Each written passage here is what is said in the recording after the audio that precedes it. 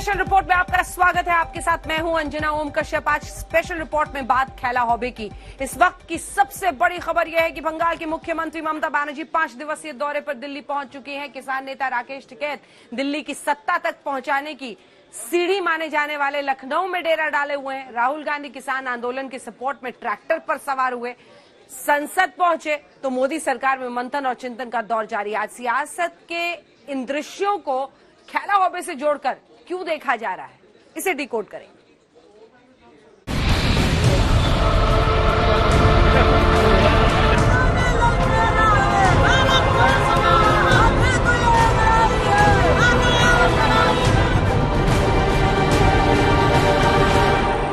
आज राजनीति के उस चौराहे की बात करेंगे जहां विपक्ष ने अभी से ही मोदी सरकार के खिलाफ 2024 के लिए जबरदस्त घेराबंदी शुरू कर दी। किसान नेता राकेश टिकैत ने शक्ति प्रदर्शन की नई तारीख और नए प्लान का ऐलान कर दिया। वो आंदोलन बन रहा है हमारा पूर्ण रूप से। लखनऊ को भी दिल्ली बनाया जाएगा।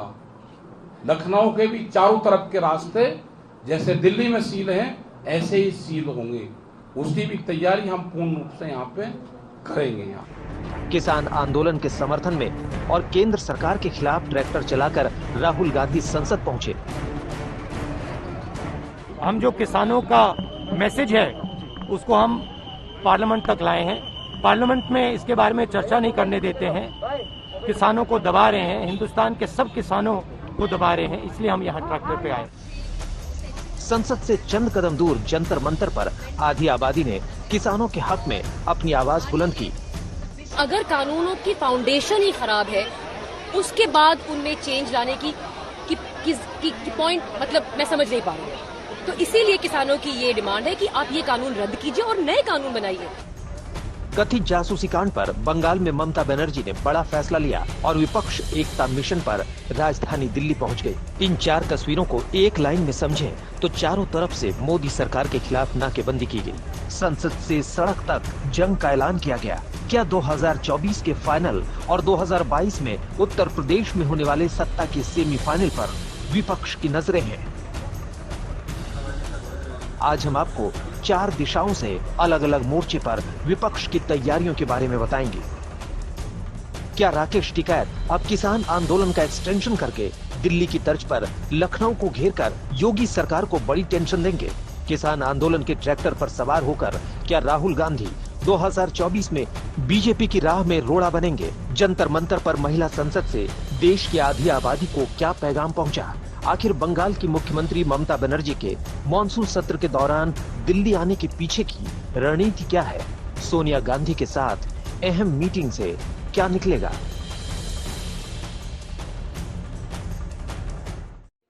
सबसे पहले बात योगी आदित्यनाथ की, किसान नेता राकेश टिकैत के चैलेंज की। आज लखनऊ से राकेश टिकैत ने किसान आंदोलन के एक्सटेंशन का ऐलान किया। टिकैत ने कहा कि अब दिल्ली की तर्ज पर लखनऊ को घेरने का वक्त आ चुका है। 2022 चुनाव से पहले मोदी योगी सरकार ने समाधान नहीं निकाला तो कड़वी दवा का डोज तैयार है।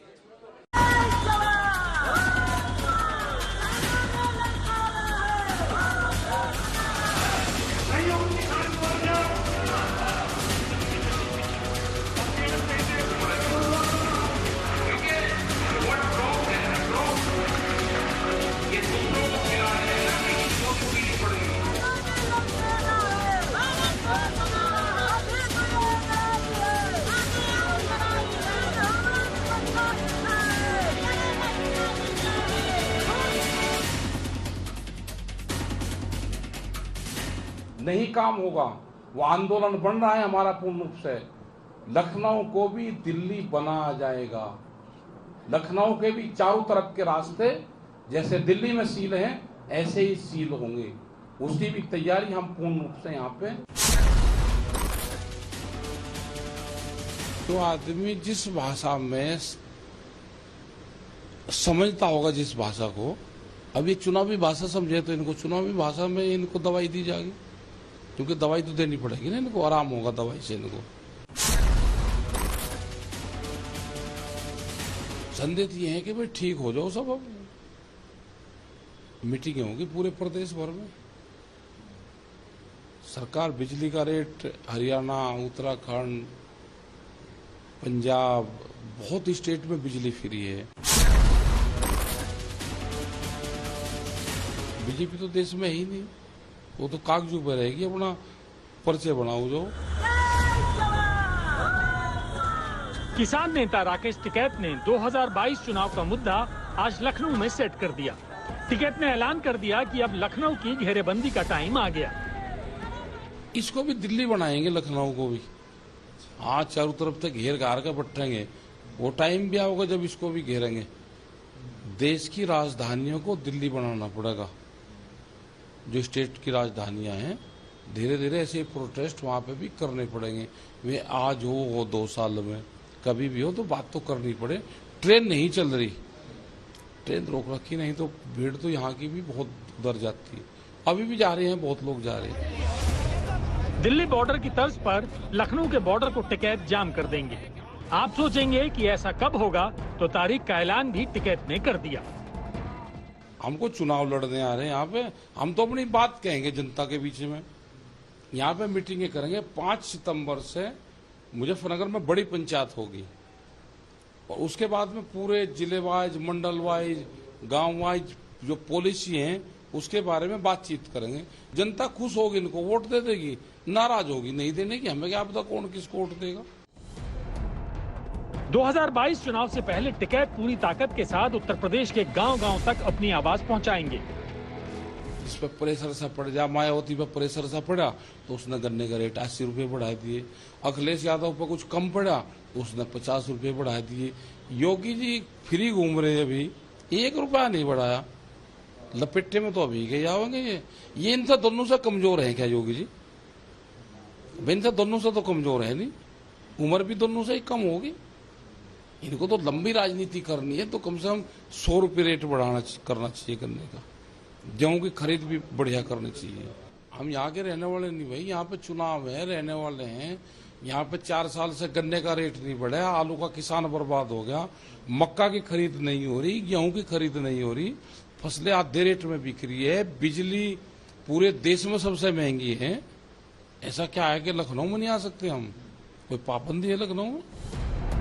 टिकैत ने कहा कि वो खुद चुनाव नहीं लड़ेंगे, लेकिन चुनाव में मोदी और योगी सरकार का इलाज जरूर करेंगे।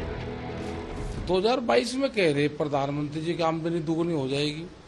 हम फसलें आज देते हैं उनको, हमको 1 साल भर का चेक दे दो, डबल पैसे का 1.5 गुना दे दो।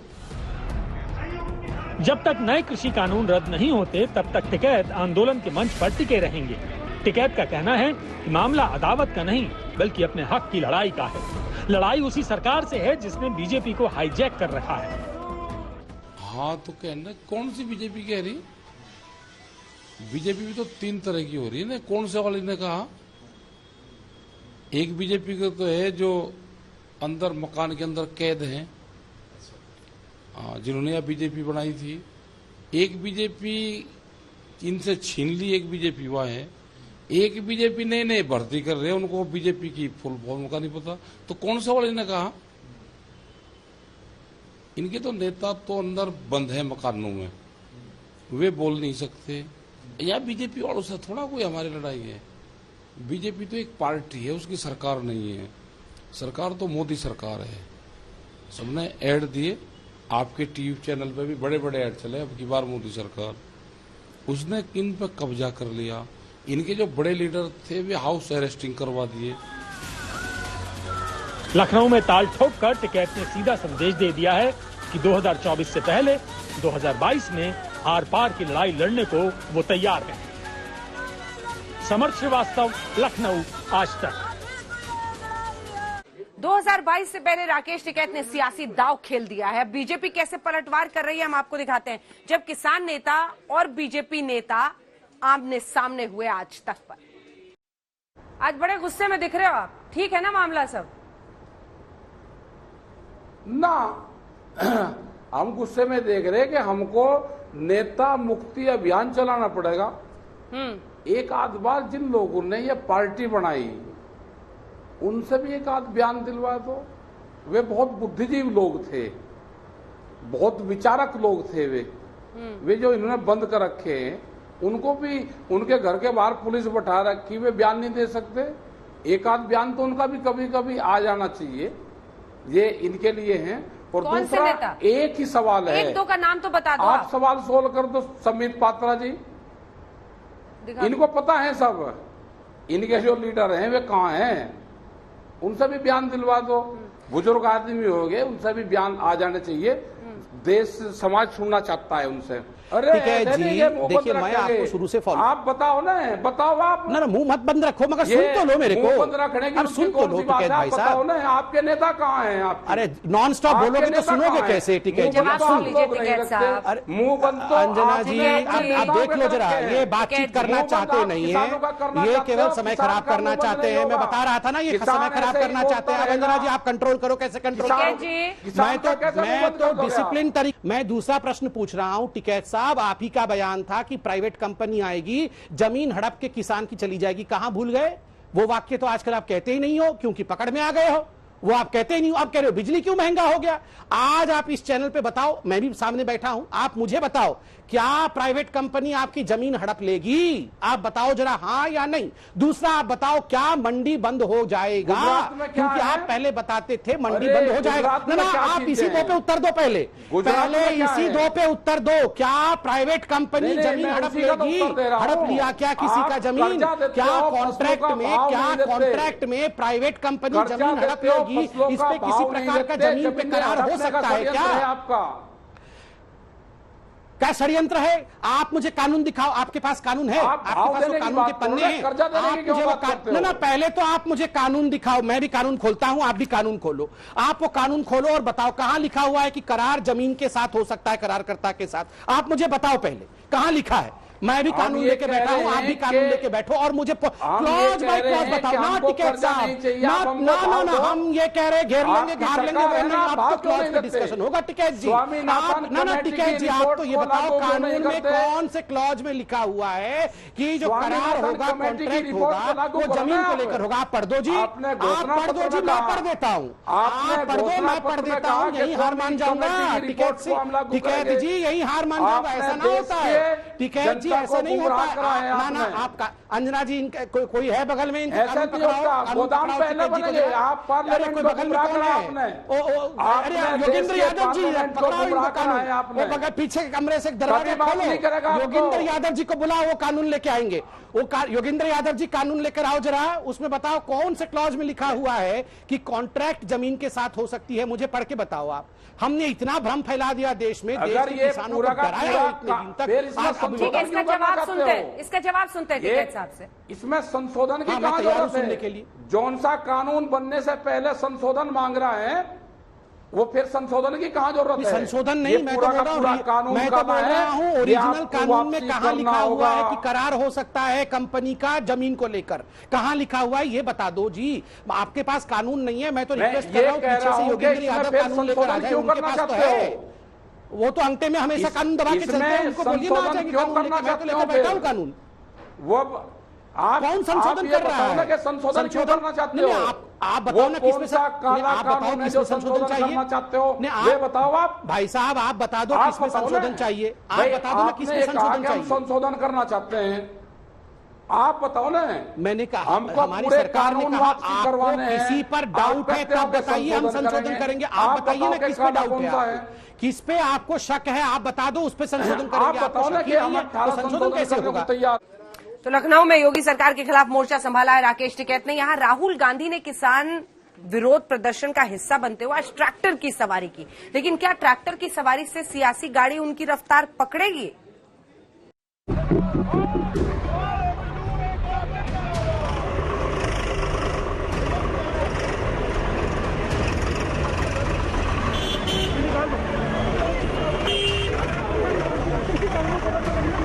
किसानों का मैसेज है, उसको हम पार्लियामेंट तक लाए हैं। ये किसानों के फायदे के लिए नहीं है कानून, और इन कानून को वापस लेना पड़ेगा।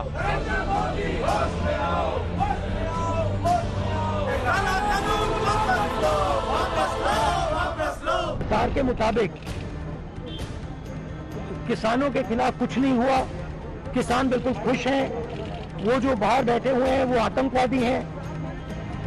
सरकार के मुताबिक तो ये हो रहा है, मगर रियलिटी है कि जो किसानों का है उनसे छीना जा रहा है और 2-3 उद्योगपतियों के हाथ दिया जा रहा है। राहुल गांधी के आक्रामक तेवर और ट्रैक्टर वाले अवतार के सियासी मायने बड़े हैं।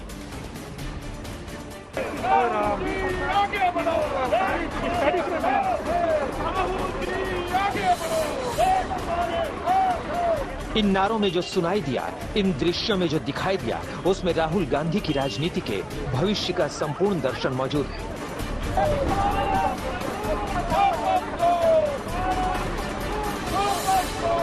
सबसे पहले सुनिए किसान आंदोलन के समर्थन में ट्रैक्टर से संसद पहुंचे राहुल गांधी ने क्या कहा। ये 2-3 बड़े उद्योगपतियों के फायदे के लिए है। पूरा हिंदुस्तान जानता है कि किसके लिए ये किया जा रहा है। ये किसानों के फायदे के लिए नहीं है कानून, और इन कानून को वापस लेना पड़ेगा। एक वाक्य में राहुल गांधी ने देश के किसानों को बड़ा संदेश दे दिया। कांग्रेस पार्टी किसानों के साथ है और केंद्र सरकार किसानों के खिलाफ। राहुल गांधी ने आगे की लकीर भी खींच दी, जिस पर कांग्रेस सरकार को घेरेगी। किसानों का मैसेज है, उसको हम पार्लियामेंट तक लाए हैं। पार्लियामेंट में इसके बारे में चर्चा नहीं करने देते हैं। किसानों को दबा रहे हैं, हिंदुस्तान के सब किसानों को दबा रहे हैं, इसलिए हम यहाँ ट्रैक्टर पे आए। काले कानून है, इनको वापस लेना पड़ेगा। राहुल जी, आप खुद ट्रैक्टर यहाँ चला के आए, पहली बार ऐसा हुआ कि कोई नेता ट्रैक्टर चला के संसद भवन तक पहुंचा हो किसानों को लेकर, लेकिन सरकार। मैं किसानों का मैसेज देना चाहता हूँ, ये किसानों का मैसेज है, इसीलिए मैं इसको यहाँ लाया हूँ। राहुल गांधी ने किसान आंदोलन पर अपनी नीति स्पष्ट कर दी।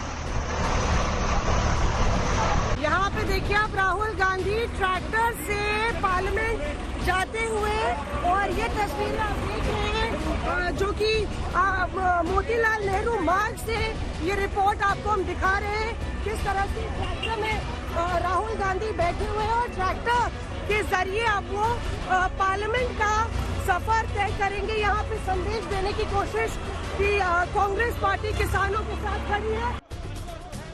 क्या ट्रैक्टर की सवारी से राहुल गांधी की सियासी गाड़ी रफ्तार पकड़ेगी? इसे समझने के लिए आपको फ्लैशबैक में झांकते हुए राहुल गांधी के आगे की रणनीति को पढ़ना होगा। 2022 में पंजाब, उत्तर प्रदेश, उत्तराखंड, गुजरात और हिमाचल प्रदेश में चुनाव होंगे। वहीं 2023 में राजस्थान, मध्य प्रदेश, छत्तीसगढ़ और कर्नाटक में चुनाव है, जबकि 2024 में देश में आम चुनाव का वक्त होगा। किसान आंदोलन का खुलकर समर्थन कर रहे राहुल गांधी ने मास्टर स्ट्रोक चल दिया। इन तस्वीरों से राहुल गांधी ने किसानों को यही मैसेज पहुंचाया कि उनके लिए सड़कों पर आंदोलन करते रहेंगे, सलाखों के पीछे जाना पड़ा तो भी पीछे नहीं हटेंगे।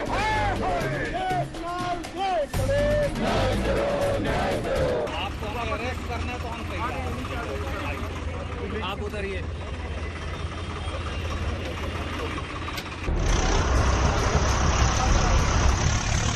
संसद सत्र के दौरान नई दिल्ली में धारा 144 लागू रहती है। इसके बाद भी राहुल गांधी ने ट्रैक्टर मार्च किया। मकसद साफ है कि उसी अन्नदाता से खुद को सीधा कनेक्ट करना जिसने 2009 में कांग्रेस की सरकार बनवाई, जिनके भरोसे कांग्रेस ने राजस्थान, पंजाब और मध्य प्रदेश में चुनाव जीता, जबकि गुजरात में कांग्रेस के प्रदर्शन का ग्राफ हाई रहा। अन्नदाता कांग्रेस से रूठा, तभी 2014 में भारतीय जनता पार्टी की सरकार केंद्र में आई। इसे आप यूँ समझिए कि बीते एक दशक में कब कब किसानों का हाथ कांग्रेस के साथ रहा।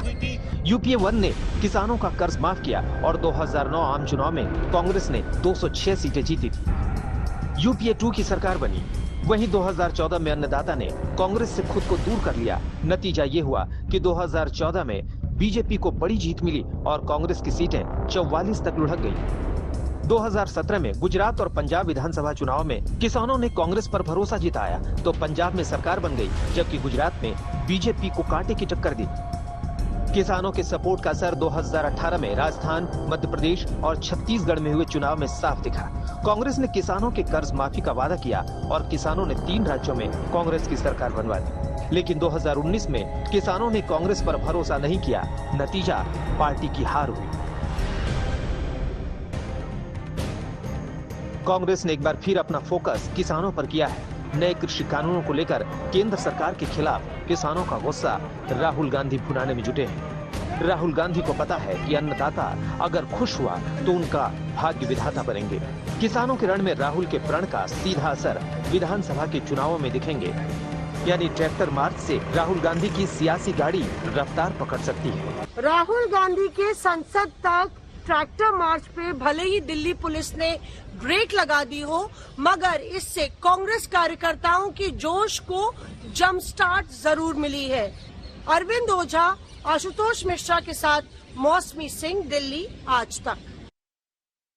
तो किसानों के मुद्दे पर मोर्चा संभाला है दिल्ली में राहुल गांधी ने, तो दूसरी तरफ ममता बनर्जी 2024 के लिए अपनी पार्टी की तरफ से मंथन करने के लिए दिल्ली पहुंच चुकी हैं। लेकिन उनके आने के एक दिन पहले कांग्रेस पार्टी के सोशल मीडिया पर एक पोस्ट से बड़ा सवाल खड़ा हुआ है। सब इसके मायने ढूंढ रहे हैं। दरअसल अभिषेक बनर्जी ममता बनर्जी के भतीजे की तस्वीर लगाकर जासूसी वाला पोस्टर पर सरकार को घेरा है कांग्रेस ने।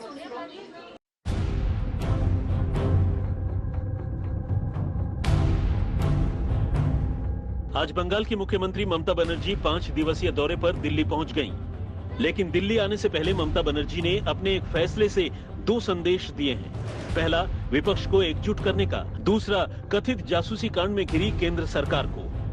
मॉनसून सत्र के दौरान संसद में जारी सियासी घमासान के बीच ममता का दौरा बहुत अहम है। ये चुनाव में बंगाल में जिस तरीके से दिल्ली में जीता है, उसके बाद ये दिल्ली टूर का एक तालाक मुद्दा होगा ही। अभी कुछ हमारा अंदाज में नहीं है किसका साथ मिलेगा किसके साथ मिलेगा नहीं, तो सबका साथ मिलने का बात है।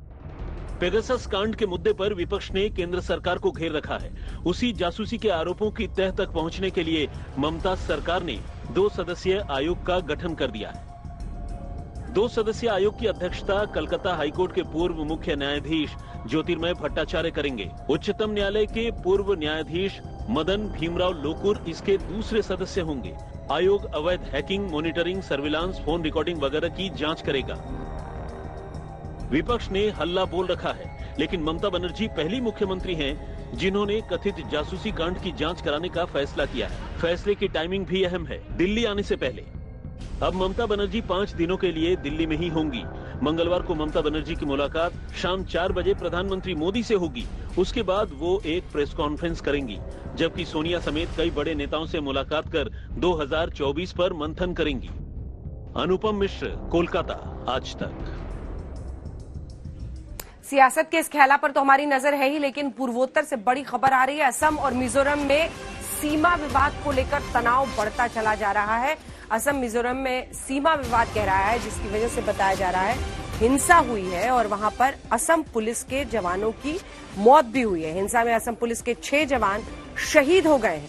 दोनों तरफ से चल रही झड़प, कई जगहों पर गृहमंत्री ने दोनों राज्यों के सीएम से भी बात की है। अनुपम मिश्रा हमारे सहयोगी इसी खबर पर हमारे साथ जुड़ रहे हैं। अनुपम, क्या इस वक्त की परिस्थिति है ये बताएं, और क्या तरीका होगा सरकार की तरफ से स्थिति को नियंत्रण में लाने का? जी देखिए, ये विवाद काफी पुराना है। इससे पहले भी केंद्र सरकार ने हस्तक्षेप किया है, लेकिन कोई सॉल्यूशन समाधान नहीं निकल पाया है। और अब तो आज जो सॉल्यूशन तो निकला ही नहीं, लेकिन आज हिंसा जबरदस्त हो गई है, जिसमें अब तक 6 असम पुलिस के जवानों की मौत हो गई है और लगभग 39 जवान घायल हैं।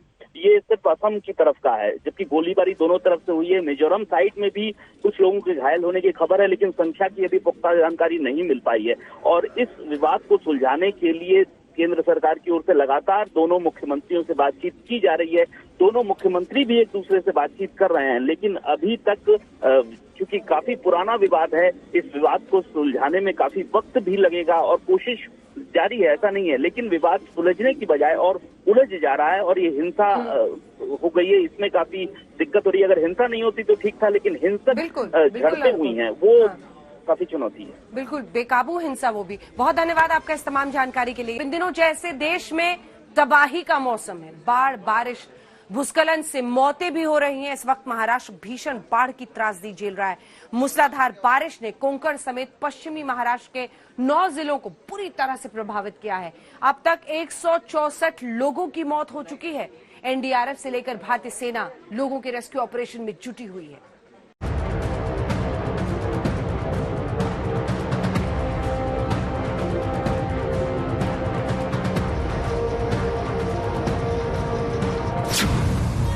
40 साल में महाराष्ट्र ने ऐसी बाढ़ नहीं देखी।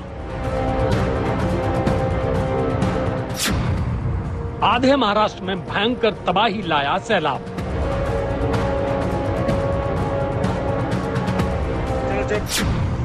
एनडीआरएफ से लेकर सेना रेस्क्यू ऑपरेशन में जुटी।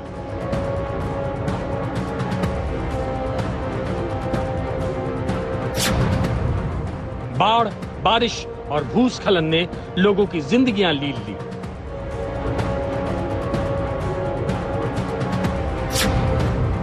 महाराष्ट्र में शहरों से लेकर गांवों तक मचा हाहाकार।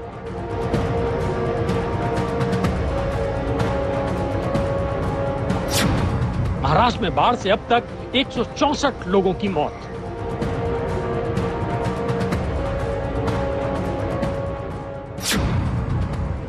महाराष्ट्र में बाढ़ ने सब कुछ तहस नहस करके रख दिया।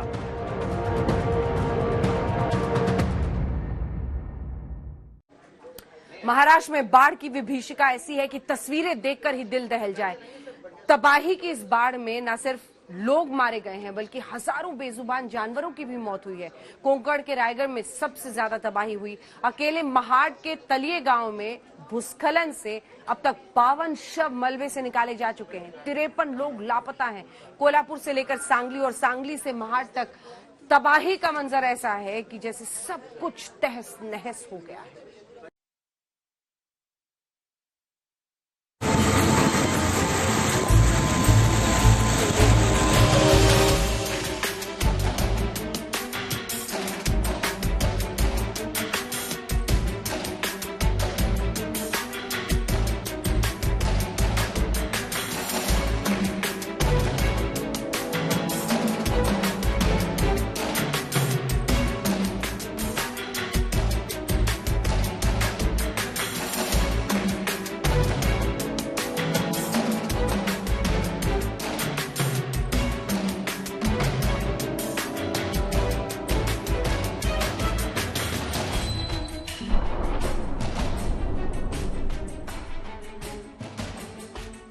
जिधर देखो बाढ़ से तबाही का मंजर है।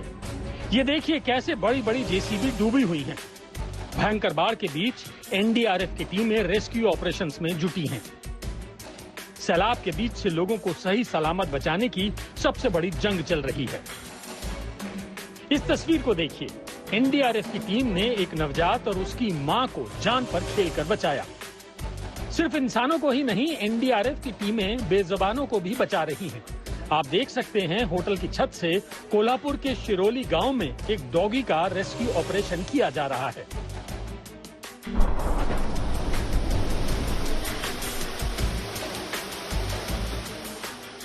जल प्रलय महाराष्ट्र के सांगली में भी आया है। मौत के सैलाब से लोगों को रेस्क्यू करके निकाला जा रहा है। सांगली में सेना ने भी रेस्क्यू ऑपरेशन चलाया। आप तस्वीरों में देख सकते हैं कि कैसे आर्मी के जवान देवदूत बनकर सैलाब में उतरे हैं और जान पर खेलकर लोगों को बचा रहे हैं। सांगली में भयंकर सैलाब है। लोग त्राहिमाम कह रहे हैं। घर, दुकान सब डूबे हुए हैं। शहर के मेयर बोट पर खाना पानी लेकर निकले हैं। पूरा इलाका दरिया बना हुआ है। लोगों ने मकानों की ऊपरी मंजिलों पर शरण ली हुई है। जहां तक नजर जाती है पानी ही पानी दिखाई देता है। ऐसा लग रहा है जैसे ये शहर नदी के बीच में बसाया गया हो।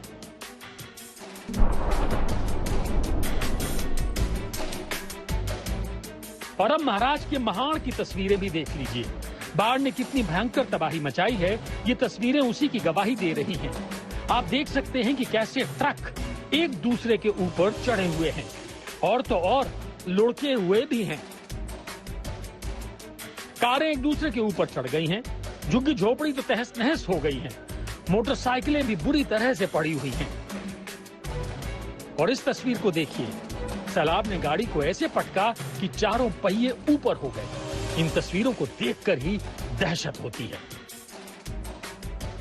महाड में बाढ़ का पानी उतरा तो तबाही का मंजर चप्पे चप्पे पर नजर आया। सब कुछ तहस नहस और बर्बाद हो चुका था।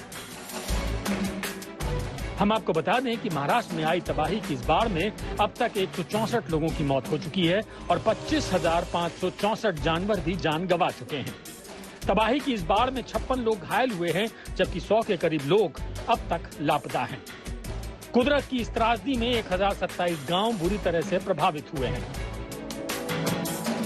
महाराष्ट्र के रायगढ़, रत्नागिरी, सातारा, ठाणे, कोल्हापुर, सांगली, सिंधुदुर्ग और पुणे में भी बाढ़, बारिश और भूस्खलन से भयंकर तबाही मची है।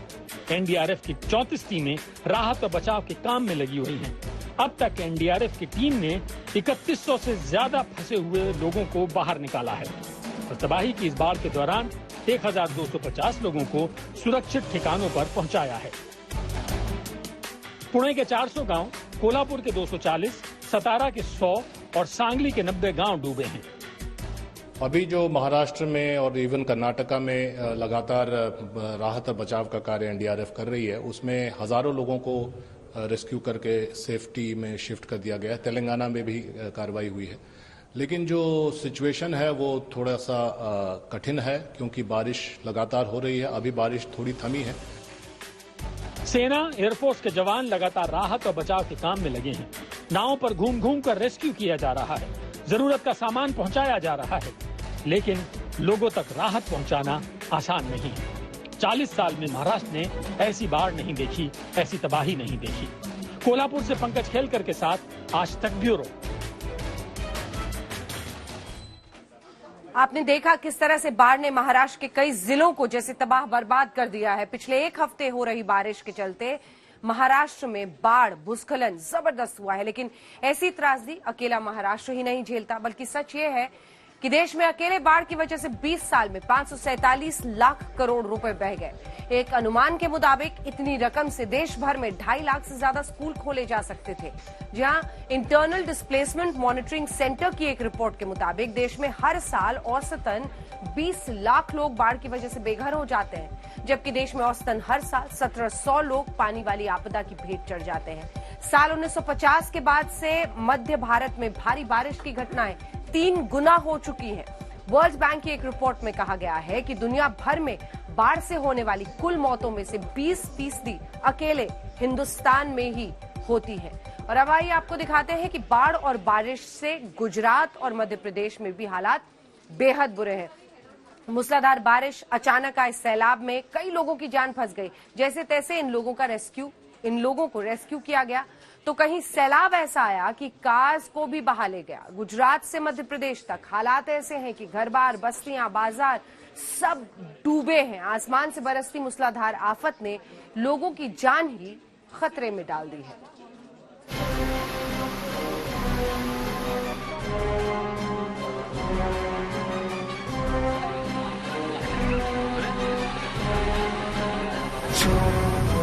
गुजरात से लेकर मध्य प्रदेश तक हाहाकार। बाढ़ और बारिश ने जीना किया दुश्वार। सैलाब के बीच जिंदगी की सबसे बड़ी जंग। जल प्रलय की सबसे खौफनाक तस्वीर देखिए।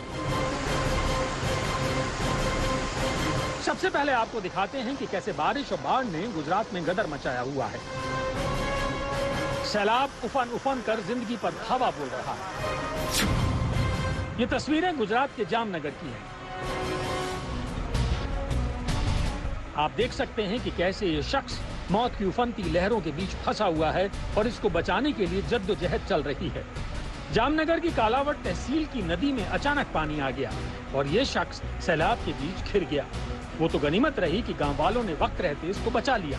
जरा भी देर होती तो बड़ा हादसा हो सकता था।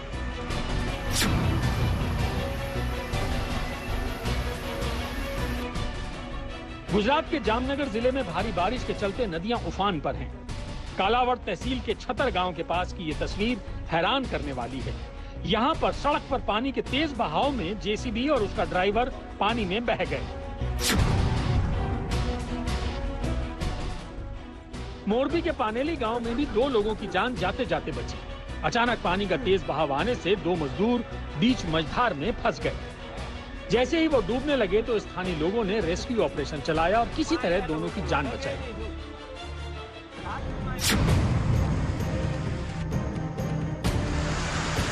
सीढ़ियों पर आया ये उफान डराने वाला है। शोर मचाती धार की रफ्तार दिल की धड़कनें बढ़ा रही है। ऐसा लग रहा है मानो सीढ़ी से नदियां उतर रही हैं और इसी उतरते दरिया में डूब डूब कर लोग उतर रहे हैं। कुदरत की ये खौफनाक तस्वीर जूनागढ़ के गिरनार पहाड़ियों की है, जहां 5 इंच की बरसात ने लोगों की मुश्किलें बढ़ा दी। 3300 फीट ऊंची पहाड़ी पर सैलानी रोपवे से तो पहुंच गए, लेकिन भारी बारिश के बाद रोपवे बंद हुआ तो सीढ़ियों से उतरने के अलावा कोई चारा नहीं रहा। भारी बारिश में जूनागढ़ शहर भी पानी पानी हो गया। सड़कों पर समंदर उतर आया, लहरें उफान मारने लगी।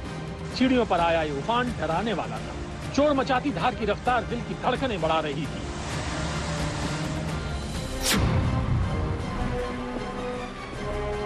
अब राजकोट की सन्न करने वाली तस्वीरें भी देख लीजिए। आसमान से बरसती आफत में सड़कें दरिया हो गईं, सड़कों पर कारें तैरने लगी। ये तस्वीर राजकोट मोरबी रोड स्थित राजगढ़ गांव की है। तस्वीर देखिए, किस तरह सफेद रंग की ये कार चंद मिनटों में नाव की तरह पानी में बह जाती है। गनीमत रही कि कार में सवार 2 लोग बचा लिए गए। और ये राजकोट के कोठारिया आनंद नगर की नई बनी सोसाइटी है। चंद घंटे की मूसलाधार बारिश में घर तालाब बन गए। राजकोट से कुदरत कुछ ज्यादा ही रूठी है। अब राजकोट के पोपटपरा नाले की तस्वीर देखिए। यहाँ इतना पानी भर गया कि एक दिव्यांग इसमें फंस गया। बड़ी मुश्किल से फायर ब्रिगेड के कर्मचारियों ने उसे बाहर निकाला। मध्य प्रदेश के आदिवासी अंचल अलीराजपुर में आसमान से मानो आफत बरसी। भारी बारिश से सड़कें समंदर जैसी दिखने लगी।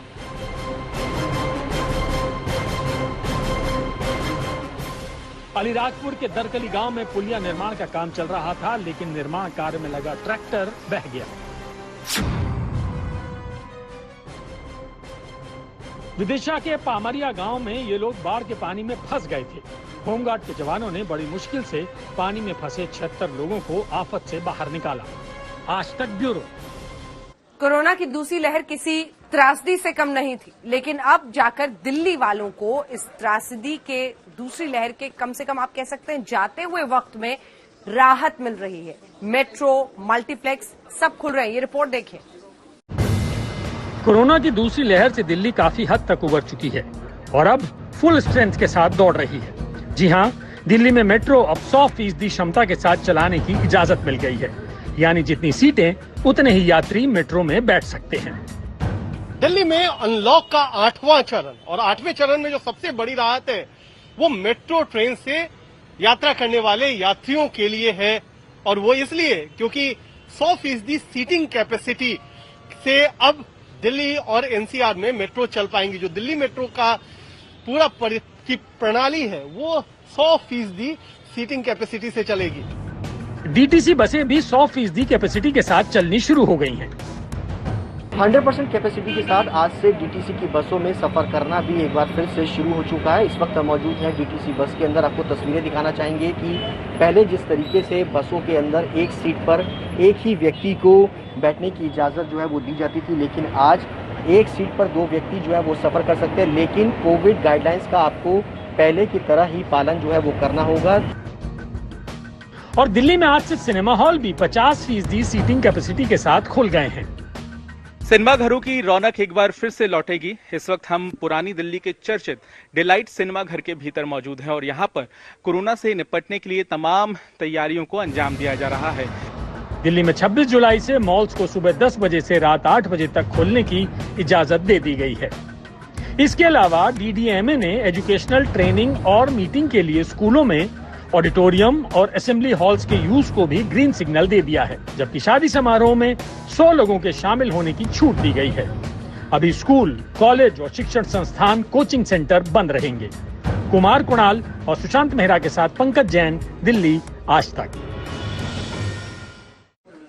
लेकिन इन छूट के साथ सावधानी उतनी ही जरूरी है। स्पेशल रिपोर्ट में इतना ही। आप देखते रहिए आज तक।